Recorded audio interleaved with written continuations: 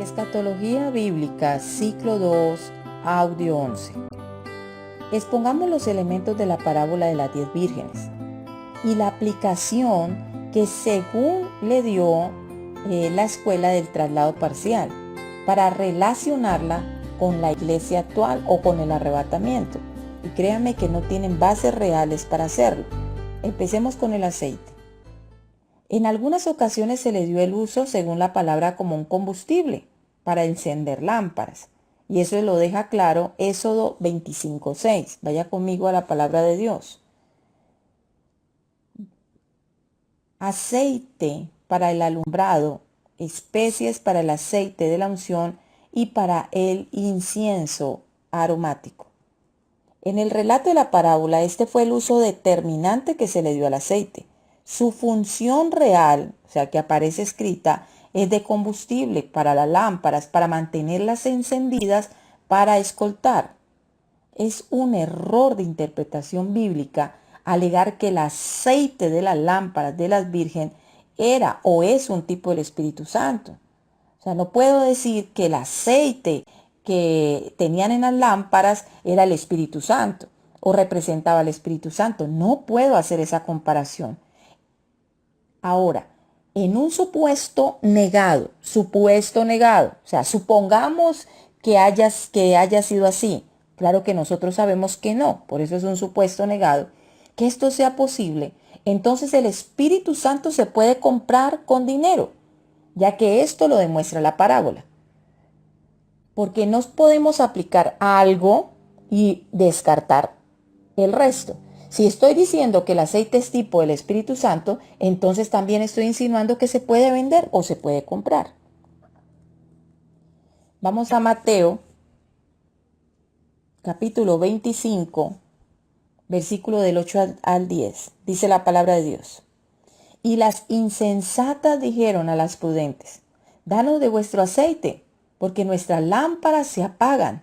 Mas las prudentes respondieron diciendo, para que no nos falte a nosotras y a vosotras, id más bien a los que venden y comprad, para vosotras mismas. Pero mientras ellas iban a comprar, llegó el esposo.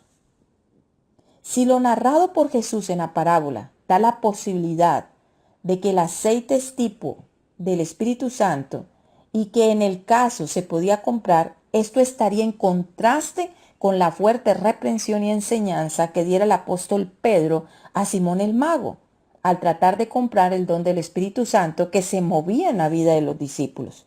Vaya conmigo a la palabra, Hechos capítulo 8, versículo del 18 al 20. Dice la palabra de Dios. Cuando vio Simón que por la imposición de las manos de los apóstoles se daba el Espíritu Santo, les ofreció dinero, diciendo, dadme también a mí ese poder, para que cualquiera a quien yo impusiese las manos reciba el Espíritu Santo.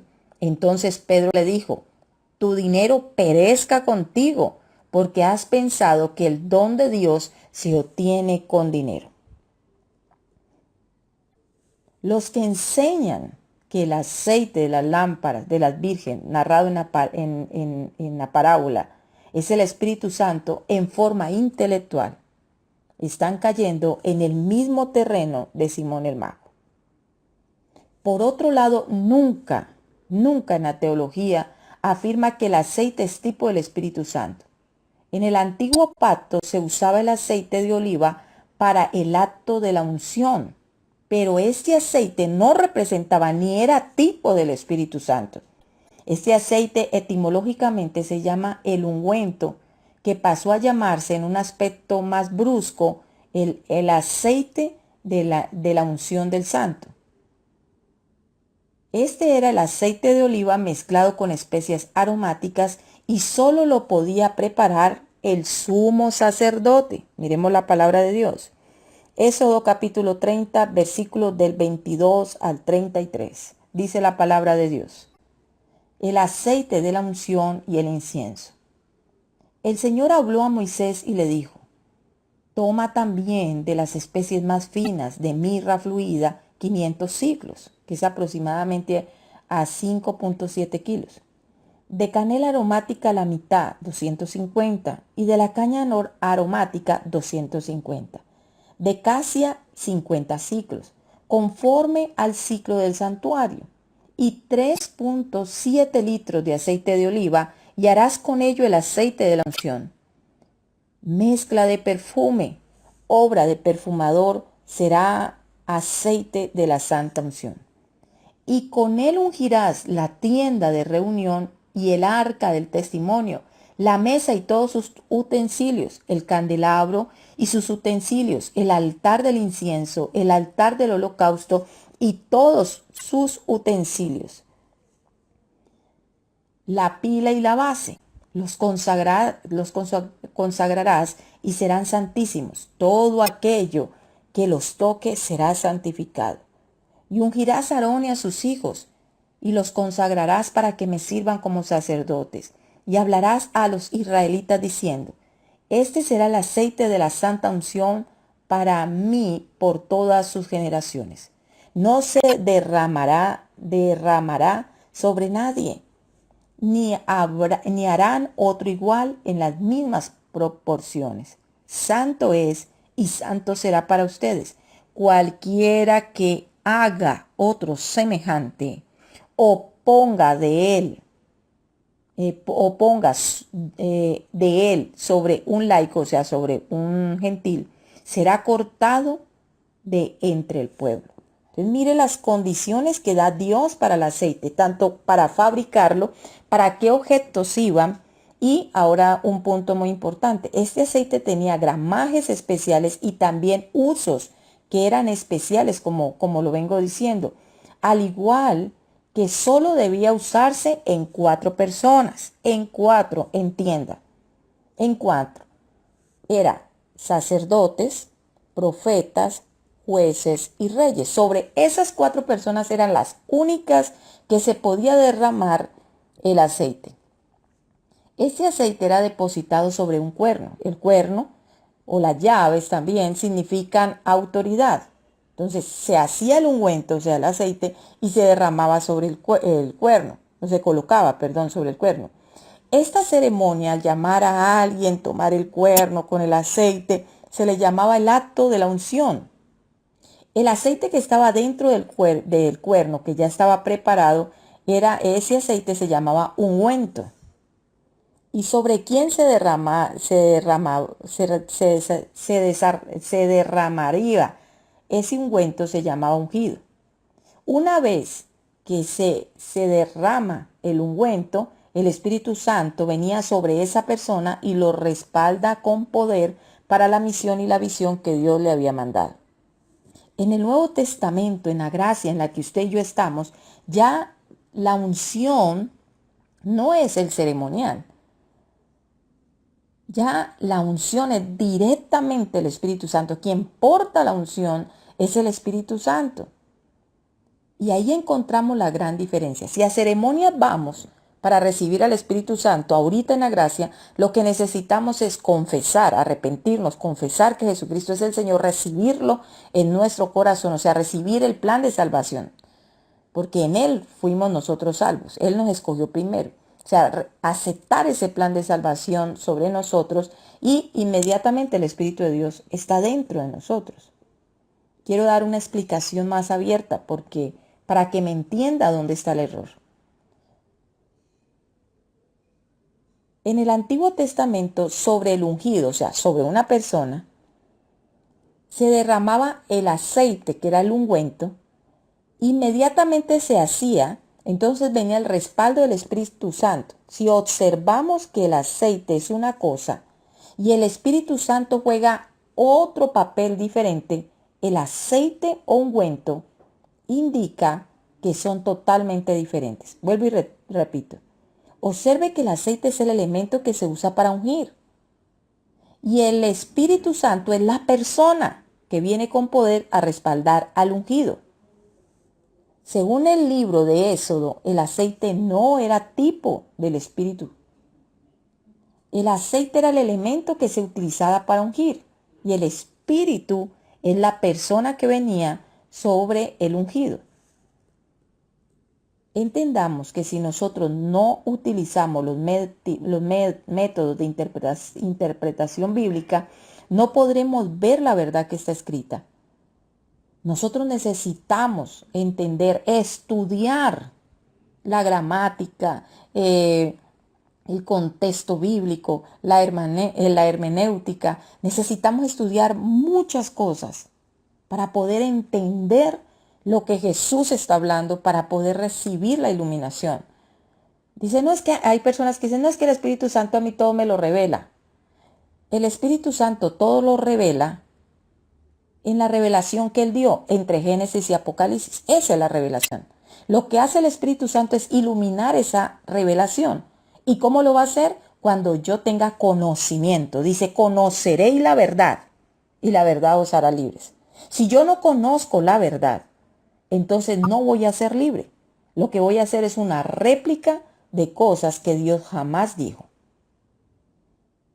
Vamos a tomar principios de autoridad, o sea, principios de apoyo de interpretación bíblica, que se conocen como figuras retóricas. Casi nadie utiliza este tema, las figuras retóricas, para identificar cada uno de los elementos que están en el texto. Entonces, la primera es el símil, y voy a darle un ejemplo para que aquellos que ya están predicando tengamos en cuenta estas normas de interpretación bíblica. Un símil es las metáforas que suelen comparar dos cosas. Por un lado, aquello que es real, que es el término que nosotros llamamos real, y por otro, aquello que es imaginario. Y lo que ambas cosas tienen en común llamaremos punto de comparación. O sea, en un símil, cuando el Señor hable en símil, está comparando dos cosas, pero va a utilizar algo imaginario, pero que su contenido es espiritual y real. Y que debemos de saber cuál es el punto de comparación que hay entre los dos para saber la verdad. El propio Jesús recurrió al lenguaje figurado para explicar los diferentes papeles que él desempeña en el cumplimiento del propósito divino. Veamos Juan 15 del 1 al 4. Jesús, la vid verdadera. Yo soy la vid verdadera y mi Padre es el labrador. Todo pámpano que en mí no lleve fruto, lo quitará, y todo aquel que lleve fruto, lo limpiará para que lleve más fruto. Ya vosotros estáis limpios por la palabra que os he hablado. Permaneced en mí y yo en vosotros. Como el pámpano no puede llevar fruto por sí mismo si no permanece en la vid, así tampoco vosotros si no permanecéis en la vid. Ahora, si se asemeja, el Señor está asemejando la vid, el campo, el fruto, lo está asemejando con la vida de los discípulos. ¿Qué fue lo que quiso decir Jesús en esa interpretación? Dice que para empezar a vivir es necesario dar fruto. Sus discípulos deben de permanecer unidos a Él, tal como los sarmientos o las ramas deben estar unidos al tronco de la vid. Por eso les dijo en Juan 15:5, apartados de mí, ustedes no pueden hacer nada. Entonces, si nosotros arrancamos la rama del tronco, no va a fructificar, porque no hay quien la alimente, no hay quien supla sus necesidades. Inmediatamente la rama en pocas horas puede morir. Pero si la rama mantiene pegada al tronco, se nutre, esa rama sí va a dar fruto. Haciendo el símil, si nosotros estamos en Cristo, daremos fruto, porque Él es el que nos alimenta, el que nos llena. Y siempre todo lo que hagamos, por ejemplo lo que dice Juan 15:8, en esto es glorificado mi Padre, en que llevéis mucho fruto y seáis así mis discípulos. Entonces, con nuestro fruto, ¿qué estamos haciendo? ¿Qué es lo que está diciendo Jesús? Todo el fruto que nosotros demos a través de Jesús glorificamos al Padre. Vamos a ver otro ejemplo. Romanos capítulo 12, versículo 20. Dice la palabra de Dios. Si tu enemigo tiene hambre, aliméntalo. Si tienes sed, dale algo de beber, porque haciendo esto amontonarás brasas ardientes sobre su cabeza, por lo que conocemos como aspas de fuego sobre su cabeza. Ahora, ¿qué es lo que él quiere decir con amontonar brasas ardientes sobre la cabeza de alguien? ¿Será que ahí el Señor está diciendo que es una forma de vengarse, que es una forma en que usted y yo podemos vengarnos, o sea, haciendo cosas buenas para que el otro se sienta mal? No, mi hermano, no, en lo absoluto. Esta metáfora alude al antiguo proceso de fundición, durante el cual se tomaba el mineral, así natural, que se extraía, y contenía un metal. Se colocaba sobre una capa de brasas y se cubría con otra. Cuando el calor aumentaba, se fundía el metal y éste quedaba separado de las impurezas. De igual modo, las muestras de bondad pueden ablandar la actitud de las personas y hacer que surjan sus mejores cualidades. Acuérdese lo que dice la palabra: la blanda respuesta aplaca la ira. ¿Qué está diciendo el Señor? Si alguien viene contra ti, si tienen un problema, si tienes un enemigo, entonces no hagas obras en las cuales enaltezcas ese problema, lo hagas agrandar. Al contrario, haz obras buenas. Con las obras buenas y la otra persona viendo que tú no respondes con mal, sino con bien, harás que esa otra persona saque cosas muy buenas. Así como el metal separó la impureza, así mismo cualquier pecado, cualquier discusión, todo lo que sea torcido, se enderezará a causa de las buenas obras. Propósito de las figuras retóricas. Es necesario, mi hermano, es necesario, dispensioso, que conozcamos las figuras retóricas. ¿Por qué? Porque nos permiten captar un punto difícil para compararlo con algo más fácil. Usando más las figuras retóricas se puede explicar diversas facetas de un mismo tema y también sirve para destacar ideas importantes o hacerlas más interesantes. Es importante, imperioso, vuelvo y repito, que nosotros como predicadores de la palabra nos alimentemos, sepamos de qué estamos hablando. No solamente tomar un texto y ya con esto como que ya mi carne me iluminó algo y esto me sirve, entonces voy a colocarlo. No, mi hermano, tener la responsabilidad de lo que estoy predicando. Vamos a ver una figura retórica para que usted me entienda. Mateo, capítulo 5, versículo 13. Ustedes son la sal de la tierra. El término real son ustedes o nosotros para este tiempo que se aplica. El término imaginario que es la sal. El punto de comparación entre ambos, sus propiedades conservantes. Porque uno a veces dice, no, es que a veces predica uno, no, es que nosotros somos la sal del mundo, entonces somos quien damos el sabor. Y uno ha oído prédicas, es que le damos el sabor a esta tierra, por eso somos la sal del mundo. No, la propiedad principal de la sal es conservante. Lo que pasa es que la lesión ahí, indispensable, los discípulos tenían un mensaje que podían ayudar a muchas personas a conservar su vida.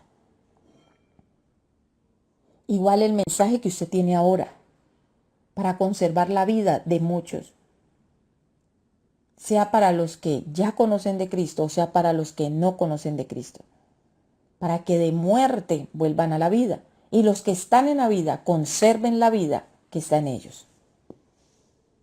Entonces es necesario. Otro punto es la parábola que ya la hemos desarrollado. Otro, prosopopeya, una alegoría, metáfora, eufemismo. Como me gustaría sacar un día para explicar cada una y dónde, en qué tipo de texto se pudo haber aplicado cada una de ellas. Son muy similares, pero todas son totalmente diferentes. Todos no son iguales los que acabo de decir, no dicen lo mismo, por ende no se puede interpretar igual. Para hacer referencia al ungüento o al aceite, escuche esto, frente al Espíritu Santo debemos analizarlo a través de una ayuda retórica que es el tipo y el antetipo o antitipo. El tipo o el antetipo o antitipo. Me voy a explicar. El tipo, ponga atención, es lo que anuncia anticipadamente al antetipo. El tipo es lo que me anuncia que algo va a venir y que eso que tengo ahora como tipo es la imagen de lo que va a venir. Mientras que el antetipo es el que da cumplimiento al tipo, ya no es una imagen, es algo real. Veamos el ejemplo para que me entienda mejor. Juan, Evangelio de Juan, capítulo 3, versículo 14 al 15. Dice la palabra de Dios. Y como Moisés levantó la serpiente en el desierto, así es necesario que sea levantado el Hijo del Hombre, para que todo aquel que en él cree no se pierda, sino que tenga vida eterna.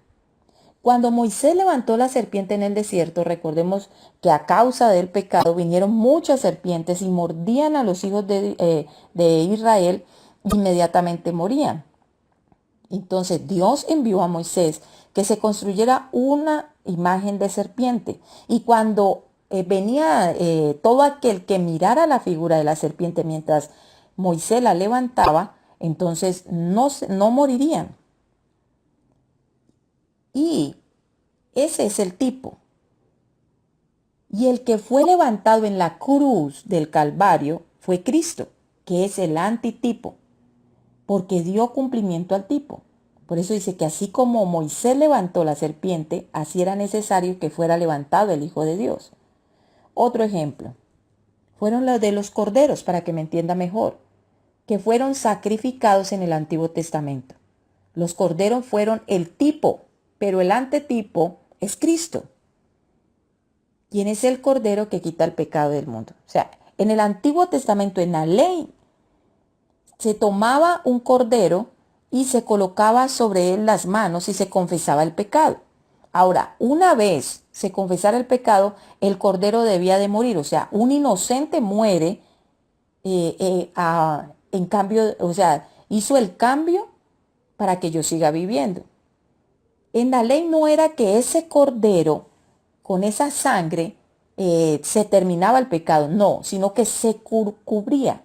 O sea, la ira de Dios se aplacaba hasta que viniera el verdadero cordero en el cual Dios se suplió para colocar el pecado de toda la humanidad. Y ese es Cristo. Por eso, una vez Cristo es crucificado, usted y yo ya no tenemos por qué sacrificar corderos.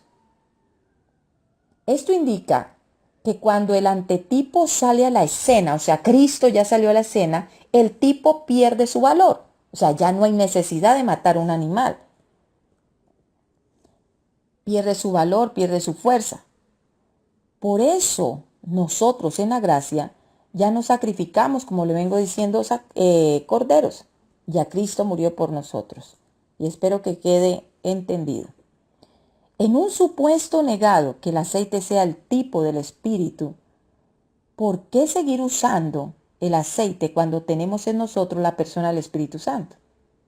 O sea, ¿para qué usamos el aceite en un supuesto negado? O sea, no es verdadero, pero si van a tomar esa línea de tomar el aceite como tipo del Espíritu Santo que no es, entonces ese es el tipo. Y el Espíritu Santo ya está dentro de nosotros. ¿Por qué seguimos usando el aceite? Si ya dio cumplimiento en ese supuesto negado.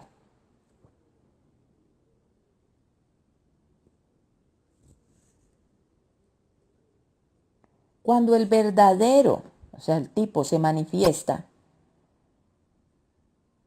cuando el verdadero se manifiesta, o sea, el antitipo, el tipo pierde fuerza y vigencia. Es una ofensa. Cuando se encuentra alguien, diga, es una ofensa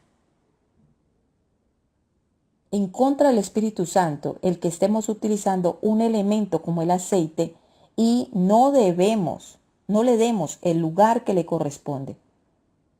Es como si aún utilizáramos sacrificios de cordero para honrar a Jesucristo.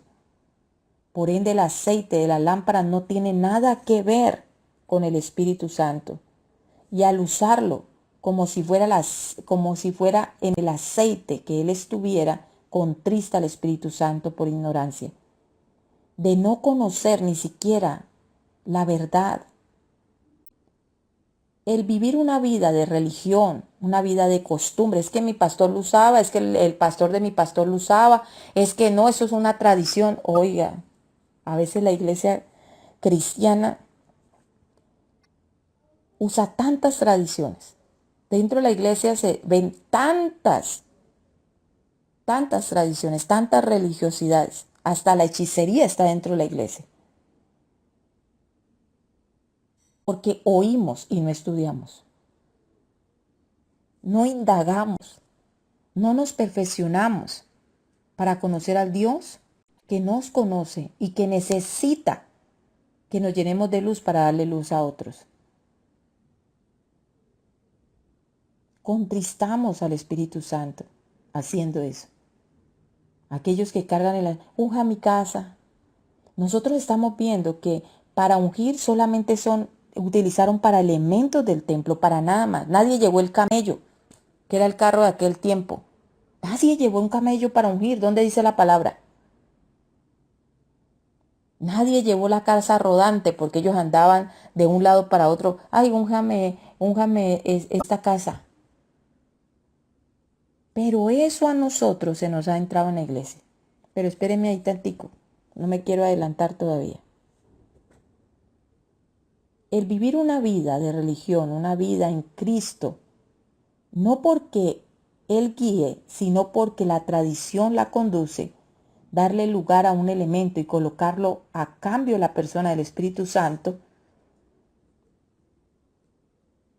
es desconocer el poder creativo de Él, la persona divina que Dios usó con poder para levantar a Cristo de los infiernos. El que Jesús dijo, es necesario que yo me vaya para que Él venga. Pero ¿para qué vino si en lugar de darle lugar a Él lo reemplazamos por un frasco de aceite en el púlpito? Muchos dicen, no, pastora, yo lo cargo como símbolo para ese, pero yo no pongo mi fe en el aceite. Yo no pongo, entonces estamos igual que los católicos, perdóneme, en la idolatría. Entonces no juzgue la idolatría de los católicos, porque ellos tienen fotos, tienen imágenes, no para adorarlas, sino para tener un recordatorio, que es lo que dicen los sacerdotes. No, es que es para una imagen para que nos recuerde que Dios está ahí. Entonces usted tiene un aceite en el cual recordarle que el Espíritu Santo lo puede hacer.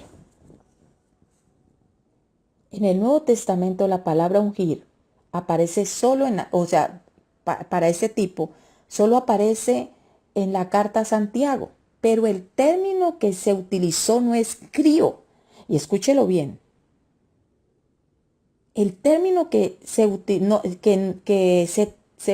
no es crío, que tiene que ver con unción divina. El término que se utilizó en ese pasaje, oiga, escuche, es el que refiere a la higiene, al aseo personal. ¿Sí ve la importancia de que nosotros investiguemos qué palabra fue la que se usó? Santiago está diciendo, tomen a todos los enfermos y límpielos, porque era una costumbre, límpielos con aceite. Ni siquiera habla del aceite de la santa unción. Límpielos con aceite para tenerlos aseados, para que estén mejor. Eso era lo que Santiago quería decir. Y nosotros vamos a orar por Julano y llevemos el aceite para ungirlo, porque así dice que ungir los enfermos. ¿Ya vistes el término griego que se utilizó? Y transliterado a nuestro idioma, ¿qué quiere decir? Tremendo, mi hermano. La unción es el Espíritu y la palabra declara que la unción nos enseña todas las cosas. La unción está en nosotros y se llama el Espíritu Santo. Muchos cristianos, escuche esto, y siéntese bien, muchos cristianos cambiaron el púlpito por el confesionario, más bien el confesionario por el púlpito. Iban a la iglesia y se confesaban. Ahora tienen que ir allí al lugar santísimo, agacharse, Señor, pequé, y si no llega a la iglesia no confiesa el pecado. Porque es que es en el púlpito que yo debo estar para poder confesar mi pecado. Entonces cambiaste un sitio por el otro sitio. Porque no comprenden que el Espíritu Santo está dentro de ti, todo lo ve, todo lo sabe. Y que inmediatamente se peca, es inmediatamente que hay que hablar con él. Cambiaron la cruz. O sea, la cruz, no, a mí no me está echando su machetazo, no cruces aquí, sáquelas. La cambiaron por la Biblia. Entonces, aquellos que, y no estoy diciendo que esté mal, caminar con la Biblia, andar con la Biblia, no es malo, pero hay gente que la lleva debajo del sobaco por la mañana, por la tarde, por la noche, pero no hace nada con ella, ni la abre para leerla. Es como la pantalla, como para que me vean. Como la cruz cuando estaba en la casa de nosotros, que estaba colgada, como para que pasen por ahí y la veamos. Y cada que la veamos nos persinemos. Pero aún los cristianos, teniendo la Biblia debajo del sobaco, ni siquiera la quieren leer. Uno puede cargar la Biblia. Para que vean, la pastora dijo que no cargáramos. No, usted la puede cargar.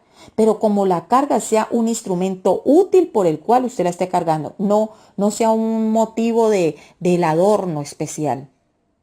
Y cambiamos el agua bendita por el aceite. ¿Cuántos católicos no van por agua bendita? ¿Y cuántos cristianos no guardan aceitico dentro del bolso? No conteste. Con esta religiosidad dentro de la iglesia, contristamos al Espíritu Santo, deteniendo su fluir, deteniendo su manifestación. Detenemos el convencer de pecado. Detenemos la posibilidad de sanar los enfermos. Detenemos la posibilidad de formar el carácter de las personas para que lleve una vida acorde a los principios de Dios. Traemos tradiciones, pero no traemos la libertad con la cual Cristo nos llamó. Todo es demonio. Me duele la cabeza. Eso es un demonio que tú. Me duele el pie. No, eso es un demonio. Pero cuando conocemos la verdad, nos damos cuenta que aún hasta los mismos demonios tienen que ir a las iglesias cristianas que los liberen porque todo son ellos. Le echan la culpa a ellos. No, mi hermano. Créame, que mucha de la culpa, o toda, mejor dicho, toda la culpa cuando caemos somos nosotros. Porque nosotros tenemos el libre albedrío para decir sí o para decir no. Y toda la culpa de la ignorancia la tenemos nosotros. Porque en la palabra dice que nosotros todos los días debemos de meditar, escudriñar en el libro de la vida. O sea, que es la Biblia, ¿quién está? Porque hay otro libro de la vida que está en el cielo. Hay que darle el lugar que le corresponde al Espíritu Santo en nuestras vidas. Y más en la iglesia. Hay que darle lugar a Cristo para que Él nos liberte y nos enseñe la verdad. Otro punto muy importante referente a esta escuela es que las 10 vírgenes eran parte de la iglesia. O sea, ellos nos dicen a nosotros que las 10 vírgenes son la iglesia. 5 tenían el aceite encendido. Ellos las que tenían el aceite encendido tenían el Espíritu Santo. Y las otras 5 que no tenían el aceite encendido, que ya estaba para gastarse, ya no tenían el Espíritu Santo. Entonces indica que una parte de la iglesia tenía el Espíritu Santo y otra parte no lo tenía. Este concepto viola los principios divinos, ya que una vez usted y yo aceptamos el plan de salvación en Cristo, somos sellados. Y no depende de nuestras obras, porque Dios nos conoce antes de la fundación del mundo. Sabe en qué vamos a pecar hoy, mañana, pasado y el tiempo que estemos aquí sobre la tierra.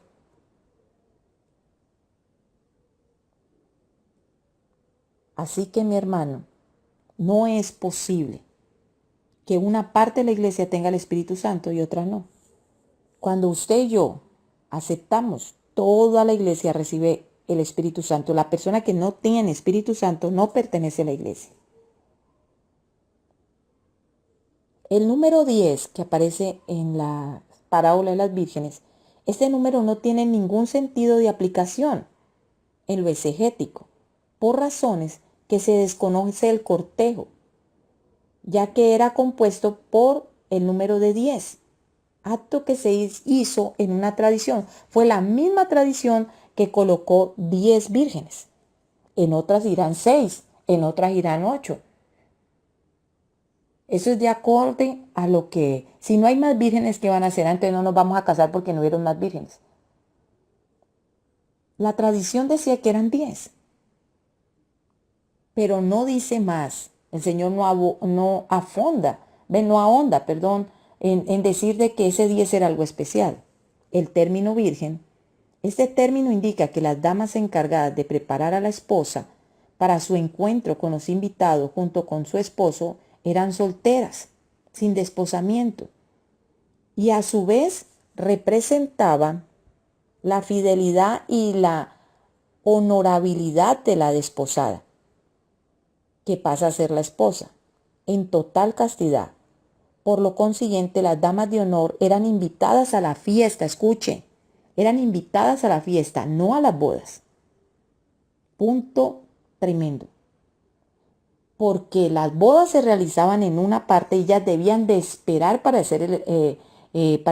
escoltar. Y las fiestas se realizaban en otra parte. O sea, ellas no tenían tiempo para estar en una parte y estar en la otra a la misma vez. Ellas solamente hacían su función, que era escoltar. Por lo consiguiente, las damas de honor eran invitadas a las fiestas, no a las bodas, ya que ellas tenían que estar listas para recibir a los desposados cuando éstos llegaran a la casa. Mientras ellas se alistaban, se daba paralelamente que los novios se desposaran en un lugar diferente de donde las vírgenes se encontraban. Esto indica que ellas estaban convidadas a las fiestas y no a las bodas, razones por las que se descarta por completo la posibilidad de que las 10 vírgenes representen o sean tipo de la iglesia. Las vírgenes no pueden ser la iglesia, ya que en el arrebatamiento solo un grupo irá al encuentro con el Señor, que son los creyentes. En la parábola se registra que ambos grupos, tanto buenos y malos, salen a recibir a su Señor, o sea, las prudentes y las imprudentes. En el arrebatamiento de la iglesia no dará lugar para la selección. Si aplicamos contextualmente la parábola de las 10 vírgenes a la iglesia, nótese que ambos grupos suben a recibir al Señor, indicando que están vivos. Estando vivos subiremos.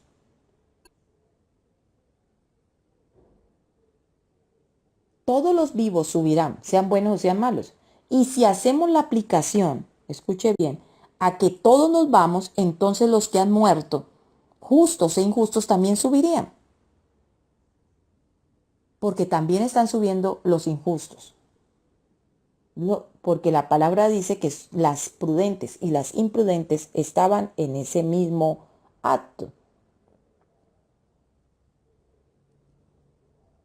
Pero esa posición es contraria a lo que dice el apóstol Pablo, que deja ver en los escritos que nosotros estaremos, los que están vivos, seremos transformados, y los muertos en Cristo, solo los muertos en Cristo resucitarán primero. Y a la luz de la palabra, los que están muertos o dormidos, 1000 años después resucitarán. No resucitarán juntamente con nosotros. Dice en Mateo 26, 10, 12. Pero mientras ellas iban a comprar vino el esposo, y las que estaban preparadas entraron con él a las bodas, y se cerró la puerta. Después vinieron también las otras vírgenes diciendo: Señor, Señor, ábrenos. Mas él respondiendo dijo: de cierto os digo que no os conozco. Ahora viene algo bien lindo. Si las 10 vírgenes representan a la iglesia, entonces en esta parábola, ¿quién es la novia o la esposa que se casa? Porque no pueden haber dos esposas.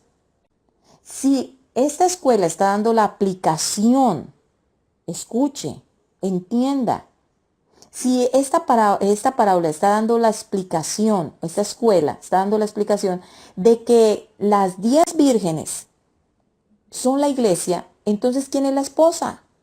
Si la palabra dice que la esposa es la iglesia. La palabra es clara cuando afirma que Cristo viene por su novia, sin pasar por alto que la expresión esposo es un título que se le da al desposado una vez culmine la ceremonia matrimonial. Usted y yo aquí somos la novia del Cordero, ninguno es la esposa, somos la novia. Y cuando suceda el arrebatamiento y sean las ceremonias, la ceremonia de matrimonio, ya somos la esposa. En la parábola la esposa está allí con Jesús. Las novias son totalmente diferentes, perdón, las vírgenes que están afuera son totalmente diferentes a la esposa.